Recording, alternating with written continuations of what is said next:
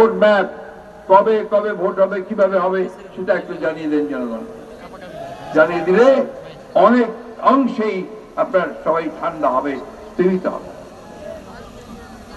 বন্ধুগণ, একটা জাতির একটা মুহূর্ত আসে, আমরা আজকে সবাই কিন্তু অস্থির অবস্থায় আছি, ঠিক জানি না কখন কোথায় কি হচ্ছে, তাই না?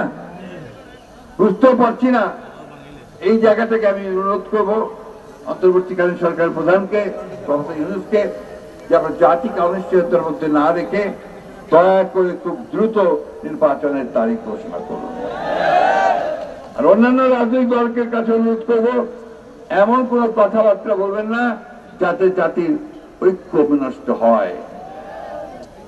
আমরা রাজনৈতিক দল হিসাবে আমরা দায়িত্বশীল দলের মতো কাজ করতে চাই, করেছি অতীতে। আমরা অতীতে সরকারে ছিলাম, ইনশাল্লাহ আবার জনগণের ভোটে আমরা সরকারে যাব।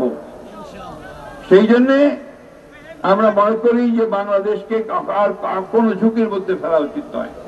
সেই জন্যই বাংলাদেশকে এখন একটা নির্বাচনের মধ্য দিয়ে একটা স্থিতিশীল অবস্থা সৃষ্টি করা প্রয়োজন। আপনাদের এখানে কুমিল্লা, লাকসামে